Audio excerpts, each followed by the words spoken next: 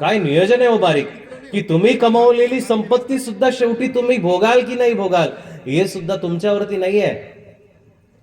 त्याचं आणखी एक उदाहरण सांगतो. तुमची ठेवलेली प्रॉपर्टी ही शेवटच्या समयाला तुमच्या दवाखान्यावरती लावायची की नाही लावायची ही पुढच्यांच्या अधीन आहे, तुमच्या हातात नाही आहे. तुम्ही जरी म्हटले की तुम्ही सगळी प्रॉपर्टी विकून का होईना माझं हृदय ट्रान्सप्लांट करा आणि माझा कॅन्सर बरा झालाच पाहिजे, पुढचे ज्यावेळेस व्हेंटिलेटरवरती लागले असतात तेव्हा 4 जण आपसात येतात, बाहेर येतात.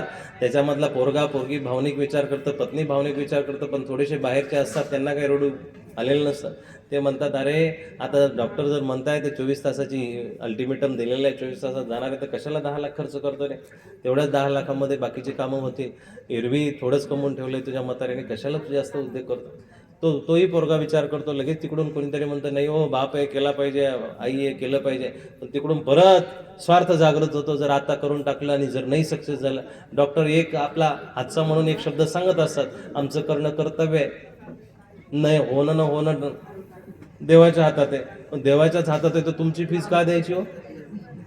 फीस तर दणकून घ्यायची. डॉक्टर साहेब असाल कोणी तर रागावू नका, फीस तर दणकून जिथल्या तिथंच घ्यायची. नाही फार डेड बॉडीला अडवून ठेवणारे डॉक्टर आता ज्या देवाचा अंश म्हणून त्यांच्याकडे बघितलं जातं किंवा वरदहस्त म्हणून बघितलं जातं, ते देव एवढे निष्ठुर असू शकत नाही दादा. असे उदाहरणं येत आहेत व्हिडिओच्या द्वारे की डेड बॉडी सुद्धा मेल्यावरती सगळं संपतं साहेब. वैर संपतं, धन संपतं, द्रव्य संपतं, मान संपतं, पान संपतं, ईर्षा संपते, द्वेष सगळं संपतं. आणि तिथं सुद्धा स्वार्थ जन्माला येईल तो मनुष्य प्राणी आहे. तिथं सुद्धा स्वार्थ जन्माला आले तो मनुष्य प्राणी आहे. कधी जर वाराणसीला गेले, गया घाटावरती गेले तर तिथं बघा, तिथं पाण्यामध्ये जर एखादी बॉडी, असे बरेचशा समाजामध्ये आहे की पाण्यामध्ये देह टाकल्या जातात, त्या देहाचे पार पोटं फाडून पाहिलं जातं की त्याच्या पोटात काही टाकलंय की नाही, अंगठ्या वगैरे. हा स्वार्थ जन्माला घालणारा मनुष्य एकमेव प्राणी आहे. म्हणून मला सांगायचं काय आहे की यदस्नाशी, जे तुम्ही खाता ते उत्तम असलं पाहिजे. कुणाचा तळतळाट करून अंतकरण दुखून जे अन्न तुम्ही भक्षण कराल, आज माय मावल्या ज्या आनंदाने कोणी तुम्ही बनवत असाल, तुम्हाला आनंदाने घरामध्ये बनवायला आनंद वाटत असेल, लक्षात घ्या, आज भलेही आज करून द्यायला आनंद वाटत असेल, पुढचा जन्म विंचुनीचा आहे. विंचुनीचा जन्म झाल्यानंतर ती विंचू माता जी असते तिच्या पोटी 100 लेकरं जन्माला येतात, बारीक बारीक नखा एवढे. पण जेव्हा त्या विंचवाच्या पिल्लांना कळायला लागतं की आता आपल्याला अन्न खाल्लं पाहिजे, तेव्हा त्या आईचंच पोट ते खायला सुरुवात करतात आणि ते विंचाचे पिल्लं त्या मातेला खाऊन टाकतात. 5-50 आजूबाजूला लडगडलेले असतात. हे यातना मनुष्य देहामध्ये कमवलेलं आहे. ही कर्म सगळी मनुष्य देहातून आहे. आज काही म्हणतात की आम्ही काही खात नाही पण बनवून द्यावं लागतं. अरे कशाला बनवून द्यावं लागतं? तुमच्या नाकाच्या नथनीचा हट्ट धरता, तुम्ही तुमच्या कानाच्या वस्तूचा हट्ट धरता, साडीचा हट्ट धरता, माहेरी जाण्याचा हट्ट धरता, पैसा पाण्याचा हट्ट धरता, आणि मग तुम्ही हा हट्ट का धरू नये? अहो तुम्ही माझे सौभाग्याचे लेणे आहात, तुम्ही आयुष्यभर निरोगी जगावे यासाठी तुम्ही चुकीचं खाल्लं नाही पाहिजे, चुकीचं पिलं नाही पाहिजे. बाकीची आदळापट आपण सगळी व्यवस्थित करू शकतो, पण खानपान आपण एखाद्या आपल्या पतीचं, पतन्यात पत्नी, पत्नी शब्दाचा अर्थ आहे जो पतन से बचाए, जी पतनापासून वाचवते, जी पतन होऊ देत नाही ती पत्नी असते. म्हणून तिला धर्मपत्नी असं म्हटलेले. धर्मपत्नी नुसता पत्नी शब्द नाही आहे, धर्मपत्नी आहे. म्हणून बाबांना यदस्नाशी, जे खाता ते उत्तम असलं पाहिजे. एका घरामधून लक्ष्मी रुसून चालली होती. वास्तूवरती बोलतो थोडंसं. रुसून अशी चालली होती की असंच थोडीशी आदळापड झाली. वरदहस्त होता परमात्म्याचा, म्हणून लक्ष्मी तिथं सदैव नांदत होती.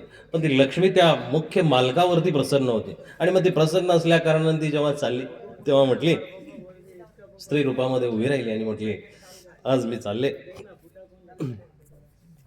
संध्याकाळी ती तुमच्या घरामध्ये दारिद्र्य प्रवेश करणार आहे.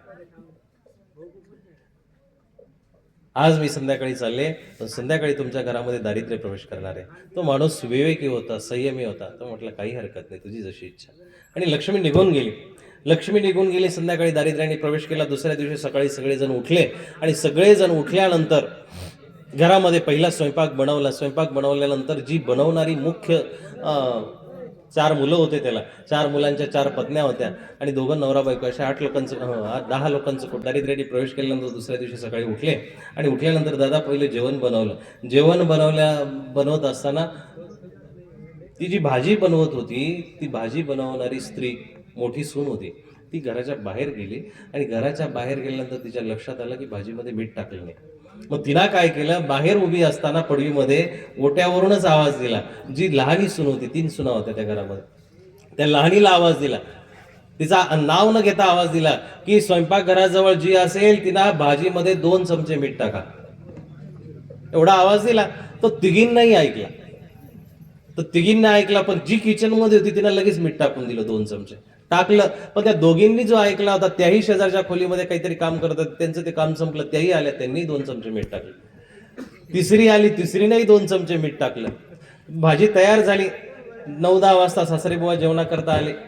जेवणाकरता शेतातून आले आणि जेवायला बसले. जेवायला बसल्या बसल्या ताट वाढलेले मस्तपैकी दररोजच्या प्रमाणे ताट आहे. भाजीचा आणि चपातीचा भाकरीचा पहिला घास घेतला, तोंडामध्ये ठेवला. ती अतिशय खारट असलेली भाजी जेव्हा तोंडामध्ये त्यांनी घेतली, गिरक्या वळल्यासारखं झालं. पण त्यांच्या लक्षात आलं की दारिद्र्याने प्रवेश केलेला आहे. आता बोलण्यात अर्थ नाहीये. कशी बशी अर्धी का होईना वाटीवरती भाजी खाली, जेवण आटोपलं आणि निघून गेले आपल्या कामात. ते जेवत असतानाच मोठा मुलगा आला. त्यालाही त्याच्या पत्नीनं जेवायला वाढलं. जेवायला वाढल्यानंतर त्यांनी घास घेतला. घास घेतल्यानंतर अति खारट भाजी आहे, पण त्यांनी विचार केला, संस्कारित कुटुंब होतं, त्यांनी विचार केला आपला बाप जर निमूटपणे जेवून गेलाय, त्यांनी जर एक शब्द जर बोलला नाही तर आपल्यालाही बोलायचा अधिकार नाही. तोही काहीच बोलला नाही. तसं लहानाला मधला आला. शेवटी सगळी लहान तिघ चौघ ती माणसं जेवली, लहानापर्यंत जेवण केलं, एकही शब्द कोणी बोललं नाही. मग बाया जेवायला बसल्या. बायापैकी पत्नी ती म्हातारी होती, ती जेवायला बसली, तिनंही केलं. ती म्हटली पुरुष मंडळी कोणीच बोललं नाही तर आपणही बोलणार आहोत. अशा सगळ्या जेवण करून बसल्या. तो जो भेद होता तोही उघडा झाला की मी मीठ टाकलं. आणि त्या सगळ्यांनी एकमेकीकडे थोडंसं पाहत, रागवत, द्वेष करत, पण शांतपणे ते म्हटले आपली पुरुष मंडळी ज्या अर्थी बोलत नाही त्या अर्थी आपल्यालाही बोलायचा अधिकार नाही. दादा, भर दुपारी 12 वाजता दारिद्र्याने मनुष्याचं रूप घेतलं आणि म्हटले की माफ करा, मी तुमच्या घरामध्ये राहू शकत नाही. तो मनुष्य म्हटला की का बरं, काय हरकत आहे, तुम्ही तर आत्ताच आले, सकाळीच आलेले, रात्रीच आलेले, जायचं काय? म्हटले ज्या घरामध्ये मी पहिल्यांदा पाऊल टाकलं आणि पहिल्यांदा माझं चक्र मी त्या घरामध्ये चालवायचा प्रयत्न केला, पण तुमच्या इतकी संयमी माणसं मी बघितली नाही आहे.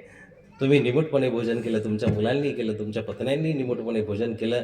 ज्या घरामध्ये मूलतः मनशांती आहे, ज्या घरामधली माणसंच मूलतः संस्कृत आहे, त्या घरामध्ये माझ्यासारख्या दारिद्र्याला नाही, लक्ष्मीला राहण्याचा अधिकार आहे. त्या घरामध्ये फक्त लक्ष्मीच राहू शकते.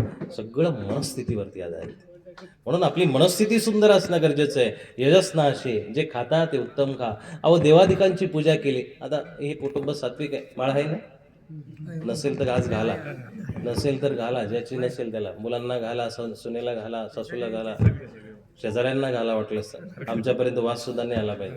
हा, ज्या घरामध्ये ईश्वराचं नामचिंतन केलं, हरे नाम हरे नाम हरे, त्या घरामध्ये जर महिन्याने 2 महिन्याने जर पार्ट्या आणि जीव जात असतील, जीवांची हिंसा होत असेल, दादा, स्मशानभूमी यायला वेळ लागत नाही.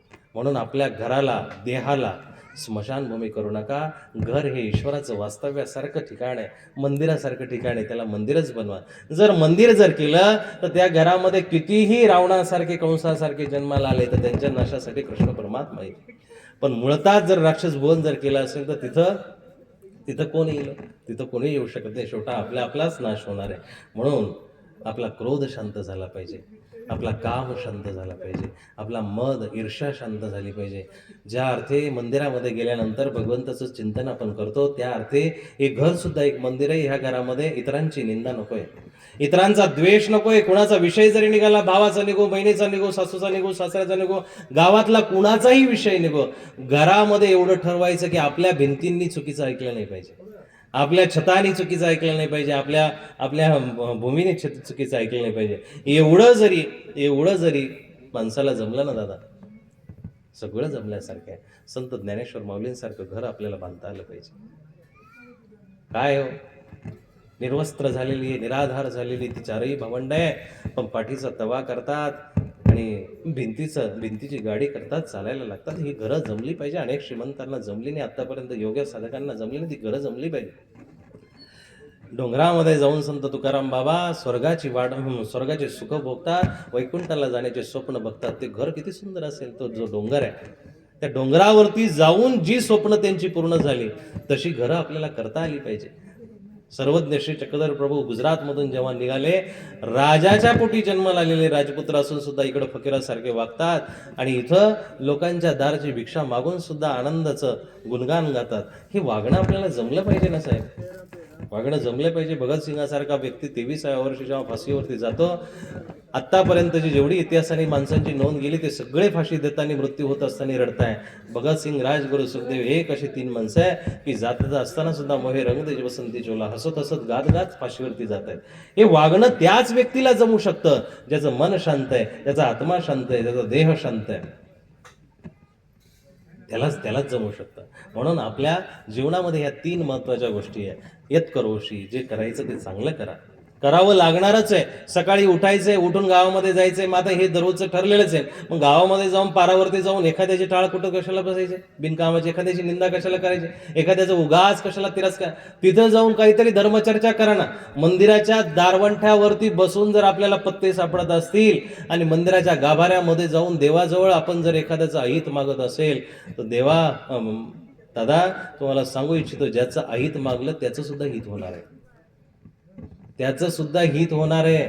कलियुग इतकं वाईट होत चाललंय. आता 4 दिवसापूर्वी बालाजीच्या दानपेटीमध्ये एक चिठ्ठी सापडली साहेब, वाचण्यात आलं तुमच्या कुणाच्या?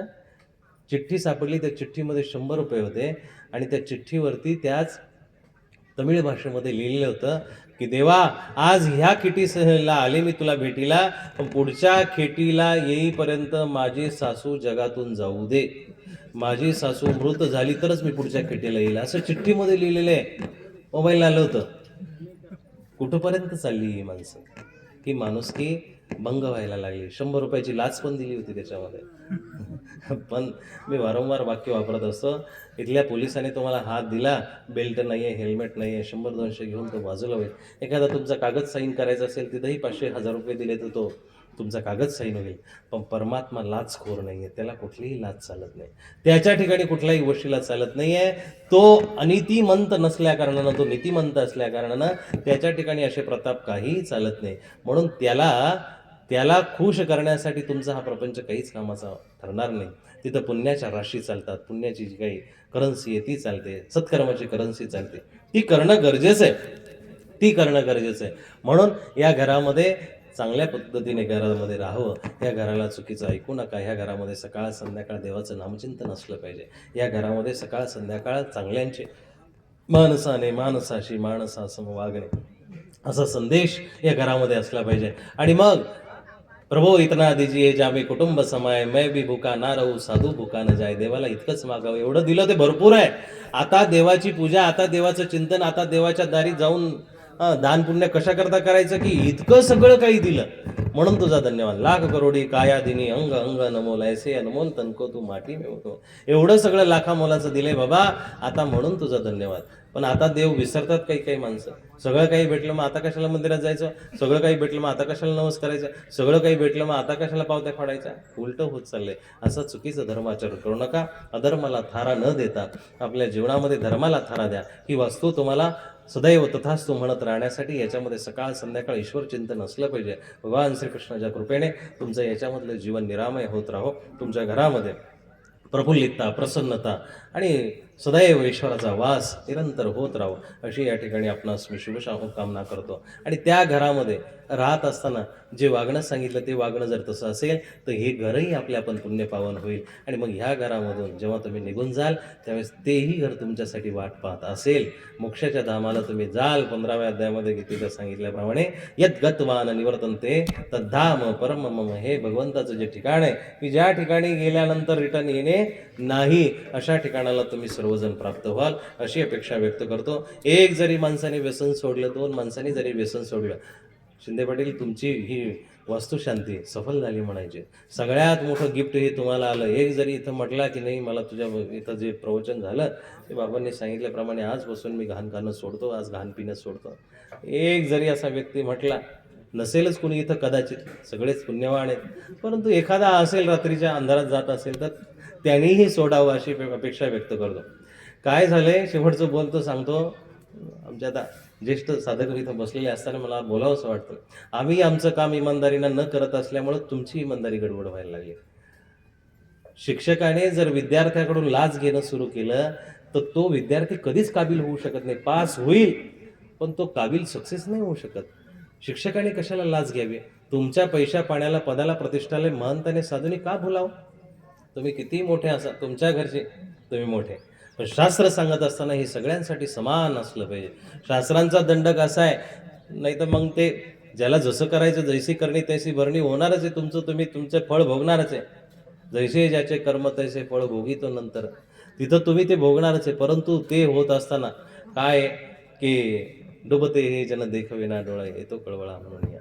तुम्ही सगळे कदाचित जर आपल्याकडून अधर्म थोडासा जरी होत असेल, तो अधर्म जर चुकीच्या पद्धतीने होत असेल, म्हणून ते वारंवार सांगावंसं वाटतं की आपली वास्तू पवित्र करा, आपलं जीवन पवित्र करा, आपलं देह पवित्र ठेवा. शरीराद्यम खलु धर्म साधन, हे शरीर सगळ्या साधनांचं साधन असल्याकारणानं याला व्यवस्थित आंघोळ घालावी, याला व्यवस्थित खाऊ-पिऊ घालावी, याला व्यवस्थित जोपासावं, याची उठबस व्यवस्थित करावी, याच्या अंगावरती व्यवस्थित कपडे घालावे. पण माणसा इतका मूर्ख आणि स्वार्थी प्राणी कुठला नाही आहे. ज्या माणसाने रात्री चुकीचं खाल्लं, ज्या माणसाने रात्री अपयपान केलं, अभक्ष्य-भक्षण केलं, तो माणूस दुसऱ्या दिवशी सकाळी 2दा-3दा अंघोळ करतो, चांगली अंघोळ करतो आणि मग देवाला जातो. का? कारण रात्री चुकीचं खाल्लं होतं. अरे मूर्ख माणसा, रात्रीचं चुकीचं ज्या गोष्टींनी खाल्लं, ज्या इंद्रियानं खाल्लं, त्याला धुणं गरजेचं आहे. तुझ्या जिभेनं ते खाल्लेलं आहे, त्या जिभेला पहिलं साफ कर. तुझ्या आतड्यामध्ये ते 48 तास राहणार आहे, तुझे आतडे तू बाहेर काढून धुतले पाहिजे. तुझ्या शरीराला धुण्याने काय होणार आहे? शरीराने ते खाल्लेलंच नाहीये, चमडीने थोडं खाल्लंय ते. पण माणूस देवाच्या डोळ्यामध्ये सुद्धा धूळ फेकण्याचे प्रयत्न करत असतो.